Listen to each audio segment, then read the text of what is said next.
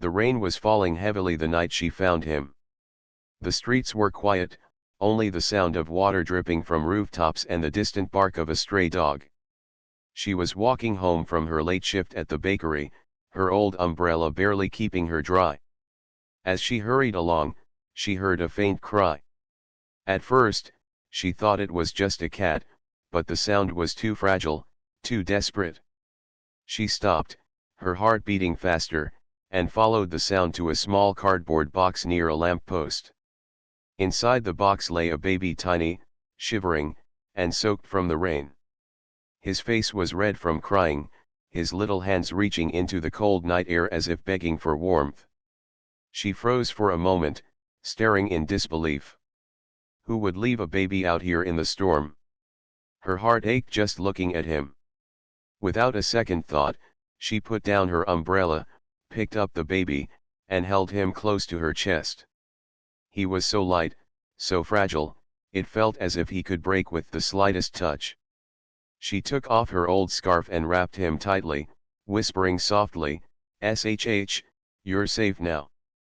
Don't cry." The baby's cries softened as if he understood the warmth of her embrace. In that moment, she made a silent promise, a promise stronger than blood. She would not let this child suffer. She would become his mother, even if the world saw her as nothing. When she reached her small home, the room was dark and cold. She lived alone, in a one-room house with cracked walls and a leaky roof. Yet when she lit the candle and looked down at the baby, the room felt brighter than ever before. She prepared a small cloth to dry him, boiled water, and searched her cupboards for something to feed him. She didn't have baby milk, so she ran to her elderly neighbor, who always kept some for her grandchildren. That night, she fed him slowly, carefully, watching his eyes close as he drifted into sleep. As he slept in her arms, she studied his tiny face. His eyelashes were long, his lips delicate, and there was a small birthmark near his ear. He looked peaceful now, unaware of the cruel world that had abandoned him. She wondered what his story was. Why had someone left him behind? Was it poverty? Fear? Shame? Questions filled her mind, but she shook them away. It didn't matter. What mattered was that he was here now, and he needed her. She placed him gently on her old bed and sat beside him the whole night. She couldn't sleep. Instead, she watched his small chest rise and fall with each breath, afraid that if she closed her eyes, he might vanish. By morning, her decision was clear. She would raise him as her own. She would give him love, food, and shelter, even if it meant working twice as hard. The days turned into weeks. She learned how to care for a baby, though it wasn't easy. Her hands were rough from washing clothes and kneading bread, but she became gentle for him. She woke up at midnight when he cried, rocked him to sleep, and sang lullabies in a voice she didn't even know she had. Neighbors whispered about the orphan baby she had taken in, but she didn't care. Let them talk. Her heart told her he was hers. She named him Daniel. It was a name she once dreamed of giving her own child, but fate had been cruel. She could never have children of her own, and for years, she carried that pain in silence. Now, it felt as if destiny had placed Daniel in her path. With every giggle, every little grip of his fingers around hers, the empty space in her heart began to heal. Money was always tight. She often skipped meals so Daniel could eat better. She patched up his little clothes, bought second-hand toys from the market, and worked extra shifts whenever possible. Sometimes, after long days, her body ached, but when she came home and saw him smiling at her, all the pain melted away. To her, he wasn't a burden, he was the reason she kept going. Years passed, and Daniel grew. He took his first steps on the cracked floor of their little house, and she clapped with tears in her eyes. He spoke his first word, mama, and her heart nearly burst with joy. It didn't matter that they had no big house, no fancy things. They had each other, and that was enough. Every birthday, she saved a few coins to buy him a small cake. On Christmas, she sewed him new clothes with her own hands. When he was sick, she stayed up all night, holding his hand, whispering prayers. To the outside world, she was just a poor woman raising a child that wasn't hers. But to her, Daniel was a miracle. He was her reason to live, her second chance at happiness. There were times when she sat alone at night, looking at him while he slept. She wondered if he would ever truly understand how much she had sacrificed for him. She didn't need thanks or gifts. She only hoped that one day, he would look at her not as the woman who picked him up from the streets, but as his real mother, the one who loved him more than anything. And so, the bond between them grew strong. She believed their love would last forever, unshakable by time or hardship. She never imagined that one day, the very child she saved would forget the warmth of her arms, and cast her out of his life. The years rolled on like pages turning in a book, and Daniel grew from a boy into a young man. At first, everything seemed perfect. He would run to her after school, his little backpack bouncing as he shouted, "Mama, I'm home." She lived for those moments, those small bursts of joy that reminded her why she had worked so hard. But as Daniel entered his teenage years, small changes began to appear. He no longer wanted to walk beside her when they went to the market. He would walk a few steps ahead, pretending he didn't know her, while she carried the heavy bags alone. She told herself it was just teenage pride, a phase that would pass. But deep inside, her heart felt the sting of distance. At home, he started shutting his door more often. The laughter they once shared over simple dinners grew quiet. He preferred his phone, his friends, and his own world. She would knock gently on his door, bringing him food, only to hear him sigh as if her care was an annoyance. Sometimes she stood outside his room, holding a tray of his favorite soup, waiting for him to open the door. When he finally did, he barely looked at her before grabbing the bowl and closing it again. She didn't complain. She didn't raise her voice. Instead, she whispered to herself, "He is growing. He will come back to me. Love never fades." She wanted to believe this. Daniel began spending more time with his friends in town. They came from wealthy families, boys with shiny sneakers, designer clothes, and cars their parents had given them. Compared to them, his life at home felt small, too modest, too plain. And when his friends laughed about their big houses or expensive gifts, Daniel's pride burned inside him. He began to see his mother not as his protector, but as a reminder of everything he didn't have. One evening, as she served him dinner, he muttered, "Why can't we have what other families have? Why do we have to live like this?" Her hands froze as she placed the food on the table.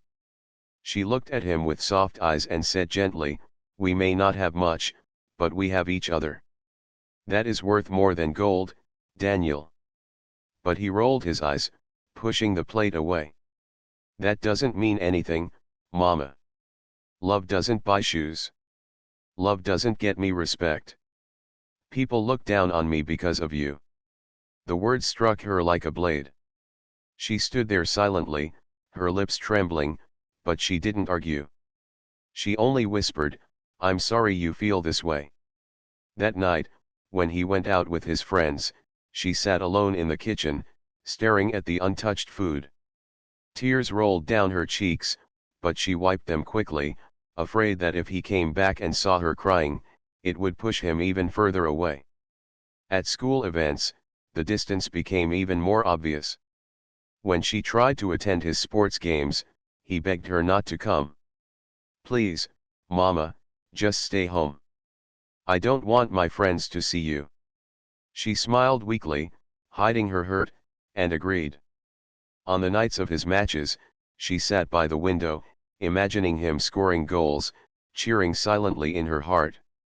He never knew that even when she wasn't there, she was still his biggest supporter. Slowly, their conversations turned into short, cold exchanges. "How was school?" she would ask. "Fine, he replied without looking at her. Do you need anything?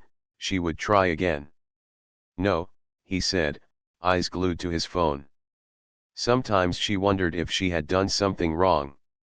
Had she not loved him enough? Had she failed him somehow? She replayed the past in her mind, the nights she stayed awake by his sickbed, the mornings she worked double shifts to buy him books, the birthdays where she saved every coin just for a small cake. She had given him everything she had, even things she didn't have. Yet now, it seemed invisible to him. Still, she never stopped trying. She placed small notes in his school bag with words like "I'm proud of you" or "Don't forget to eat." He never mentioned them. Perhaps he threw them away, perhaps he didn't even notice. But she kept writing them, hoping one day he might read one when he needed it most. Her neighbors saw the change too. They whispered to her, "Children forget their roots when they grow up. Don't take it to heart." She smiled at them politely, but once back in her empty house, she felt the loneliness more deeply than ever. The boy she once carried in her arms was slipping away, and there was nothing she could do to stop it. One evening, she found an old photo album while cleaning. She sat on the floor, flipping through the pages, pictures of Daniel as a baby wrapped in her scarf, his first birthday with a messy cake on his face, the day he learned to ride a bicycle.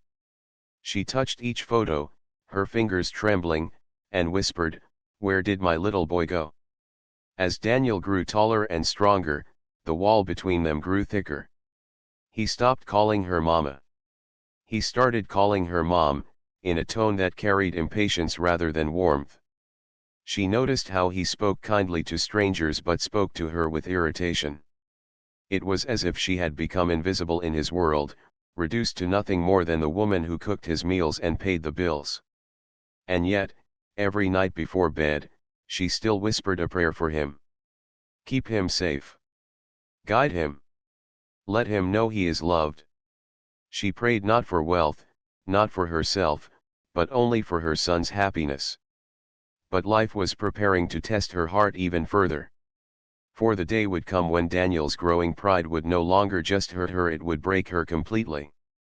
The evening was quiet, but not peaceful. The house, once filled with laughter and warmth, now felt like a stranger's home. She was in the kitchen, stirring a pot of soup, the same recipe she had made since Daniel was a child. The smell of garlic and herbs filled the air, but it no longer brought excitement. Daniel had grown tired of simple meals, tired of the life she struggled to provide. When he came through the door, his footsteps were heavy, almost impatient. He tossed his school bag on the floor and sat down at the table without even greeting her.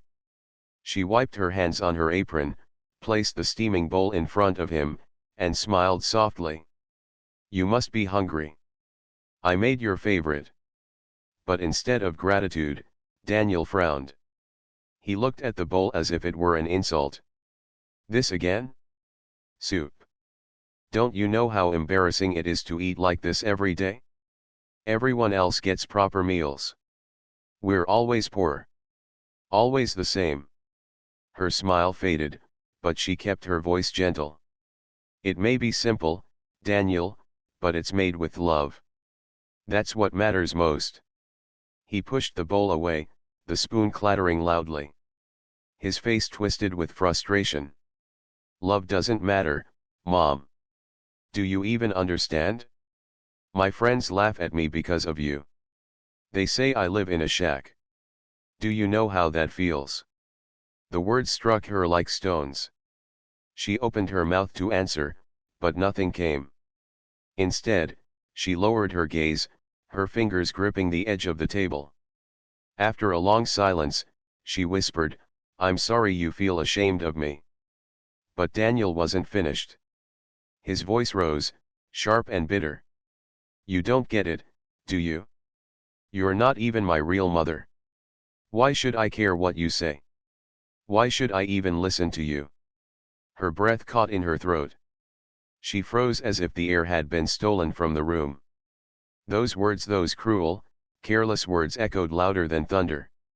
For a moment, the world around her blurred.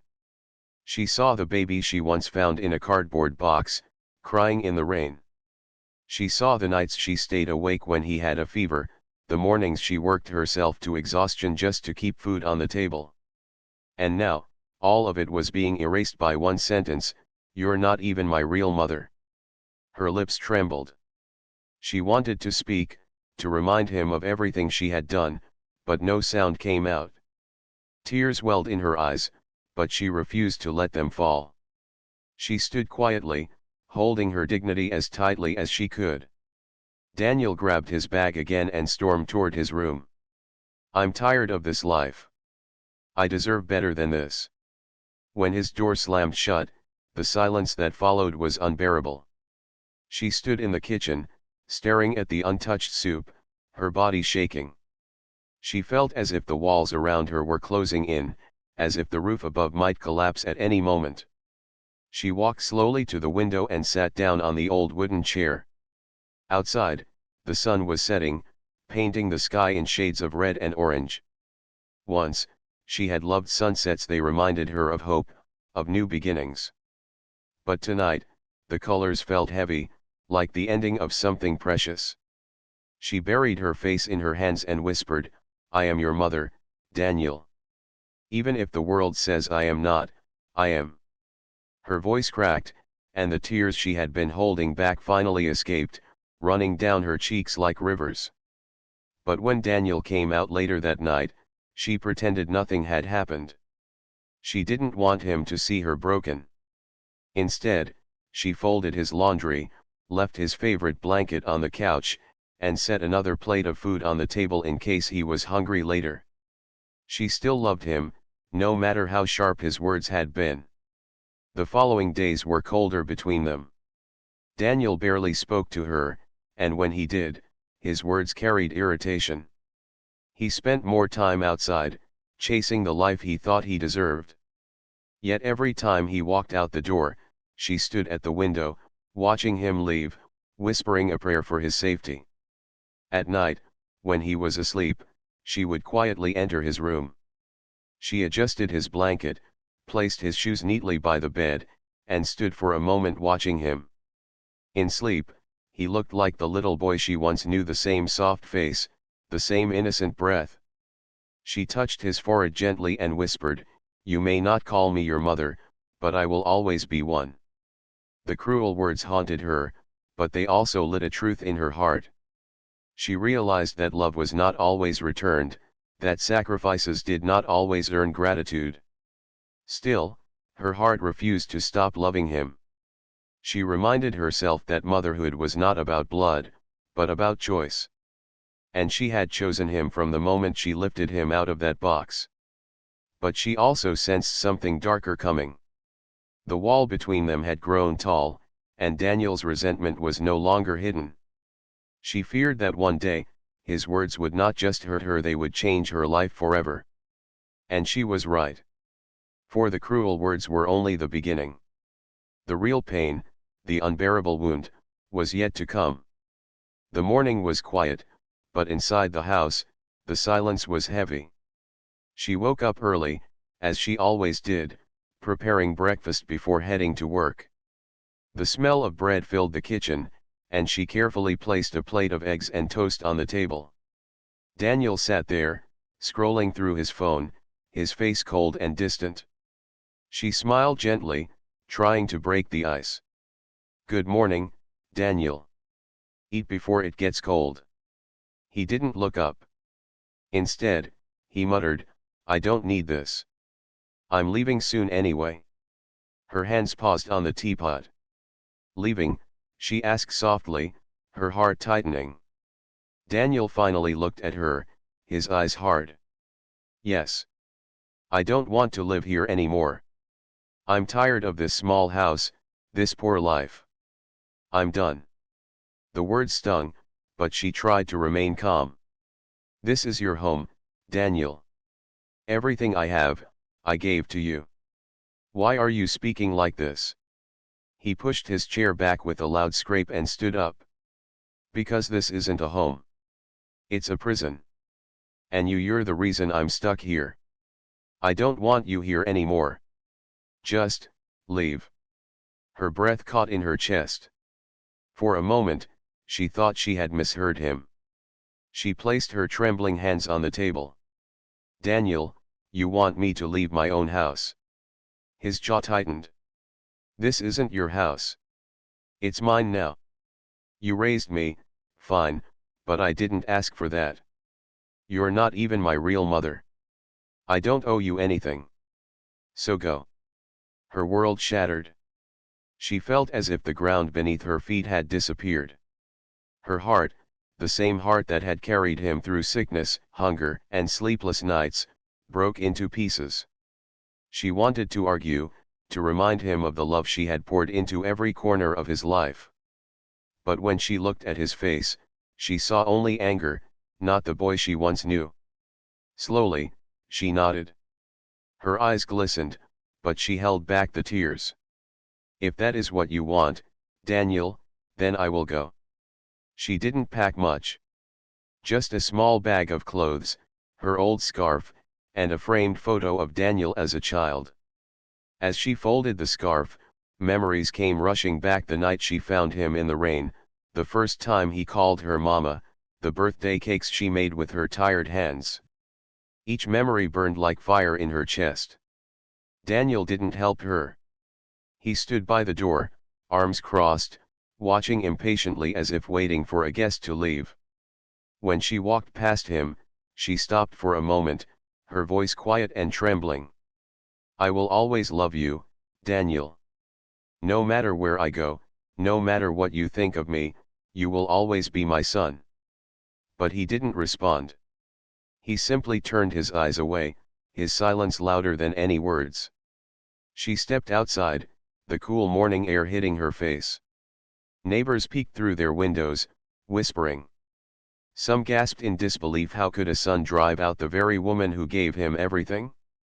But she held her head high, refusing to show her pain. She would not give the world the satisfaction of seeing her broken. As she walked down the street with her small bag, she felt strangely free and yet deeply wounded. She had no place to go, no plan, but her dignity remained intact. She whispered to herself, I survived harder nights than this. I will survive again. Behind her, Daniel closed the door. The sound echoed in her heart like a final goodbye. He didn't know he couldn't know that in sending her away, he wasn't just losing a mother. He was also turning his back on the secret she had kept hidden for years. For tucked away in her life was a fortune she had never spoken of. She had lived simply, never showing the world what she truly possessed. Every coin, every investment, every small act of saving had grown into something massive: $9.5 million. But she never told Daniel. She wanted him to grow into a man who valued kindness and love above money. Now, as she walked away with nothing but her old scarf, she realized he had chosen pride over love. He had cast her aside without knowing the truth that the woman he had rejected could have given him the life he dreamed of, but chose not to reveal it because she wanted him to understand the meaning of family first. That night, she found shelter with an old friend from the bakery. They gave her a bed and warm food, and though she was grateful, her heart still ached. She lay awake, staring at the ceiling, replaying Daniel's words again and again. You're not my real mother. They echoed like thunder in her mind, each time striking deeper. But even in her pain, she whispered a prayer. Protect him. Let him be safe. One day, let him see the truth. Far away, Daniel sat in the now empty house. The silence felt different. For the first time, he noticed the absence of her footsteps, her soft voice, her quiet care. Yet instead of regret, he hardened his heart. He told himself he had done the right thing. He told himself he was free now. What he didn't know was that the freedom he celebrated would soon feel like chains. And the mother he had thrown away would rise again, stronger, with a life he never imagined she had. The small bag she carried seemed to hold the weight of her entire life, but in truth, her greatest possession was invisible. She had walked away with nothing, in Daniel's eyes an old woman with no money, no home, and no worth. Yet, deep within her heart and her hidden accounts, she carried a secret, a fortune of $9.5 million. It wasn't luck. It wasn't something that fell into her lap overnight. The story of that fortune began many years earlier, before Daniel was even in her arms. She had once been a young woman struggling to survive, working long hours at the bakery and cleaning houses just to pay rent. Life was cruel, but one small act of kindness changed everything. One evening, while returning from work, she saw an old man collapse on the roadside. People walked past, pretending not to notice. But she couldn't. She rushed to him, held his trembling hand, and called for help. She stayed with him until the ambulance came, whispering softly, "You're not alone. Stay with me." The man survived, and though she thought nothing of it afterward, her kindness left a mark on his life. Months later, she received a letter. The man she had saved was a wealthy businessman with no children. He wrote, "You reminded me of the humanity I thought the world had lost. I want to leave something behind for you, because you showed me what real compassion looks like." When he passed away, he left her a modest inheritance. She could have used it, then bought a new house, new clothes, an easier life. But instead, she saved it. Every coin mattered to her, not for luxury, but for security. She invested carefully, reading books late at night, asking questions at the bank, learning about stocks and property. Over time, the small inheritance grew. It doubled, then tripled, then became something unimaginable. By the time Daniel came into her life, she was already quietly wealthy. But when she looked at the baby in the box, she made a choice. She would raise him in love, not luxury. She wanted him to know kindness, respect, and humility before knowing wealth. Money could give him comfort, yes, but it could also make him blind to the value of sacrifice. So she kept her fortune hidden, living as simply as ever. Her small home, her patched clothes, her endless working hours, none of it was because she was poor. It was because she wanted Daniel to understand that life was not about money. It was about love. As the years passed, she sometimes wondered if she had done the right thing. There were nights when she sat by her small lamp, staring at the bank papers tucked away in a box beneath the floorboards. She would whisper to herself, "Not yet. He is not ready." She believed that one day, when Daniel matured, she would reveal the truth. She dreamed of the look on his face, the mix of shock and gratitude when he realized his mother had given him more than he ever imagined. But now, lying on her friend's small bed after being cast out, she realized how far that dream had drifted. Daniel had chosen pride, anger, and shame over her love. If she had told him earlier, would it have made a difference? Or would he have simply loved the money and not her? She shook her head, refusing to drown in regret. "No," she whispered into the night. "The right time will come. Until then, I will keep living. I will keep helping others." The next morning, she walked to the bank. She wore her old scarf, blending in with the crowd. To the world, she looked like an ordinary woman, carrying a worn-out handbag. But when she entered the manager's office and signed her name, the staff treated her with the quiet respect reserved for those who had influence. Numbers flashed across the screen, millions that no one, not even Daniel, could imagine she owned. The manager smiled politely. "Would you like to move some of your funds into another investment?" She shook her head. "Not today. Just keep it safe." As she left, she felt a strange sense of power. Not power over others, but power over her own destiny. She could rebuild her life, not as a victim, but as someone with choices. She was no longer the woman Daniel had thrown away. She was a woman who held her future in her own hands. Over the next weeks, she began to use her fortune quietly. She donated to a local orphanage, remembering the night she found Daniel. She paid for repairs at the bakery where she once worked, surprising the owner who had always been kind to her. She funded scholarships for poor children, ensuring they wouldn't have to suffer the way she once did. Each act of giving healed a part of her broken heart. And still, she thought of Daniel. She couldn't forget him, no matter how cruel his words had been. Some nights she held the photo frame she had taken with her, tracing the shape of his smile with her finger. "If only you knew," she whispered. "If only you could see that everything I did was for you."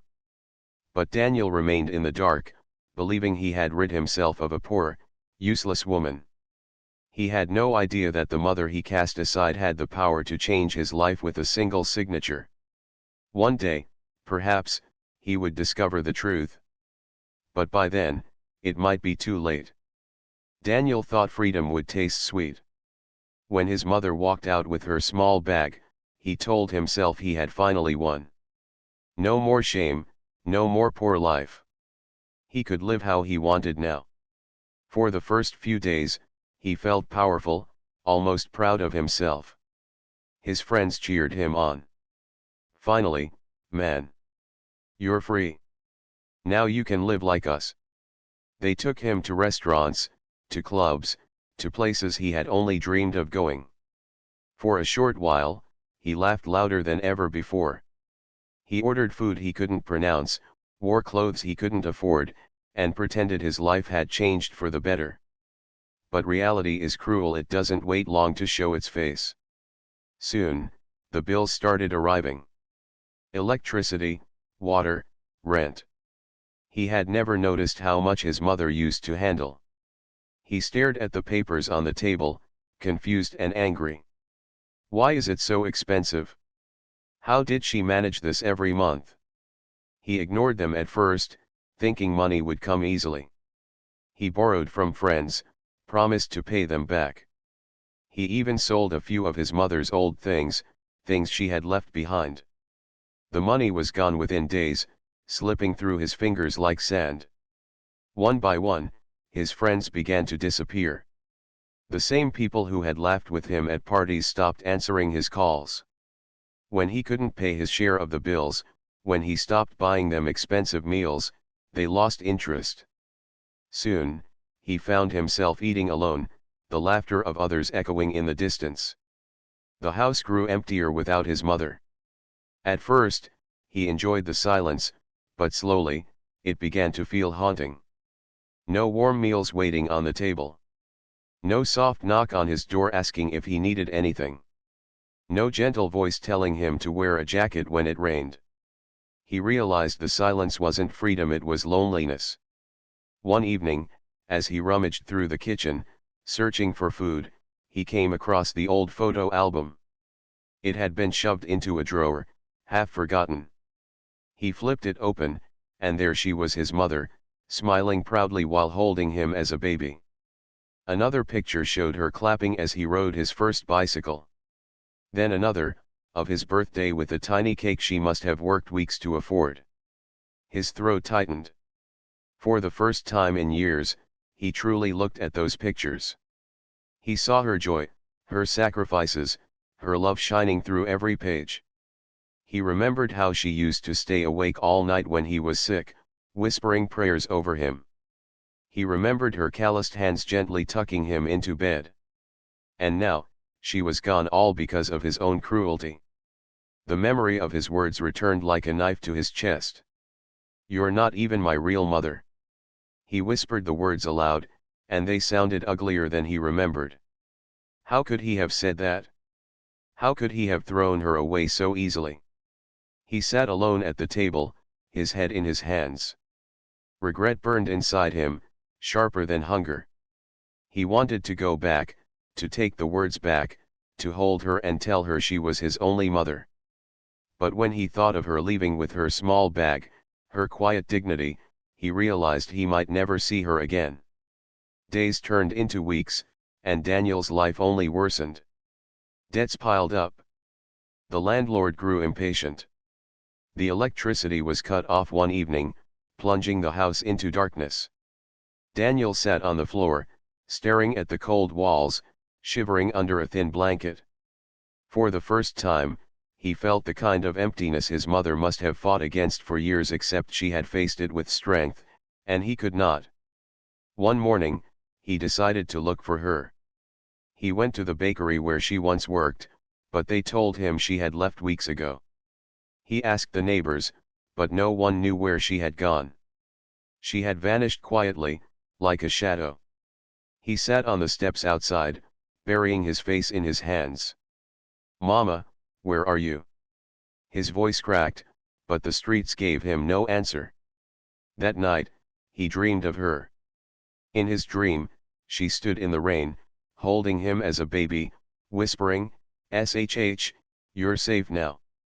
He woke with tears on his face, realizing too late what he had lost. The bitter truth became clear: he had pushed away the one person who truly loved him. The friends, the parties, the pride, it was all empty. None of it could replace her. He thought he had gained freedom, but all he had gained was an empty house and a broken heart. If only he knew the full truth. If only he knew that the woman he cast aside was not poor, not helpless, but stronger and richer than he ever imagined. If only he knew she was hiding a fortune, not to control him, but to teach him that love was greater than money.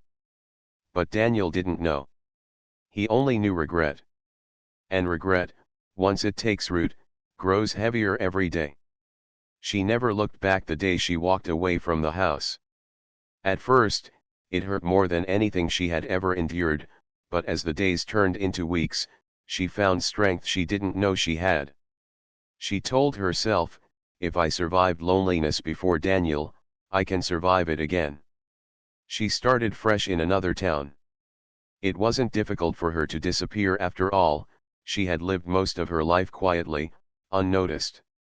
With her fortune safely hidden, she rented a small but comfortable apartment. Unlike her old house, this one had no cracks in the walls, no leaky roof, no cold drafts at night. But she didn't decorate it with gold or silk. Her life had never been about showing off. Simplicity was still her way, only now she had the freedom to live with dignity. The money, however, gave her something she had never truly experienced before: choice. She no longer had to bend her back under long bakery hours or count coins to pay the bills. Instead, she thought of ways to use her wealth meaningfully. One morning, as she passed a group of hungry children begging near the market, her heart broke. She saw Daniel's face in each of them, the same small eyes, the same desperate hunger. Without hesitation, she went to the bank and withdrew a portion of her savings. Within weeks, she had arranged food programs for orphans and shelters for abandoned children. The same way she had once picked up Daniel from the rain, she now picked up dozens of others from despair. Her life grew brighter not because of the money itself, but because of what she did with it. People began to know her as the kind lady, never guessing that she was worth millions. She wore her old scarf, smiled at strangers, and kept her wealth a secret. She didn't need recognition. Her quiet victory was seeing children laugh, seeing hope return to tired faces. At night, when she sat by the window with a cup of tea, she often thought of Daniel. No matter how cruel his words had been, she couldn't erase him from her heart. She would touch the photo frame she carried and whisper, "I still love you, my son. I always will." Meanwhile, Daniel's life was crumbling. The debts weighed heavier, and the friends he thought he could rely on had all vanished. The house that once felt like his victory now felt like a prison. In his loneliness, he began to remember all the things he once took for granted: the smell of soup cooking on cold nights, the sound of her voice telling him stories, the way she would kiss his forehead when he was ill. Each memory cut deeper than the last. One evening, desperate and ashamed, he tried to find her again. He asked old neighbors, searched the streets, even went to the bakery. But she was gone, as if the earth itself had swallowed her. His heart ached with regret, but he knew he had driven her away with his own hands. He didn't know she was still praying for him each night. He didn't know that even after being thrown out, she had never wished him harm. She carried no revenge in her heart, only sorrow and hope that one day, he would understand what love really meant. Months passed. Her projects grew bigger. Orphanages were repaired, scholarships were given, and shelters opened their doors. She visited them often, sitting with children, telling them stories, holding them when they cried. Some called her Mama, and though it filled her heart, she always reminded herself, Daniel will always be my first son. No one can take that place. One day, as she walked through the orphanage garden, a little boy tugged at her scarf and asked, "Why do you help us so much?" She knelt down, her eyes soft. "Because once, someone left a little boy all alone, and I found him. I promised I would never let children feel forgotten again." That night, as she lay in bed, she felt a peace she hadn't felt in years. She realized that her life was no longer defined by what Daniel thought of her. Her worth wasn't measured by his cruel words. She was more than the pain he gave her. She was a mother, a giver, a survivor. Daniel, meanwhile, continued to struggle. He sat one night in the dark, staring at the old photo album again. His tears fell onto the pictures as he whispered, "Mama, I was wrong. I was blind. Please forgive me." But forgiveness cannot be begged from empty walls. His voice reached no one. The truth remained hidden from him. The woman he had cast aside was now living a life of quiet triumph, carrying millions in her name but choosing compassion over revenge. She had built a kingdom not of wealth, but of kindness. Her quiet victory was not in showing Daniel what he had lost. It was in proving to herself and to the world that love, dignity, and compassion were more powerful than anger or pride. One evening, as the sun set in golden light, she stood at her window, holding her cup of tea. She looked up at the sky, her face calm, and whispered, "Thank you for the journey. Thank you for the pain. It made me stronger." And somewhere in his lonely house, Daniel sat by the window too, whispering the same words, but with regret instead of peace. The world had turned in unexpected ways. The son who thought he had everything was left with nothing, while the mother who walked away with nothing discovered she had everything. Her victory was quiet, but it was complete.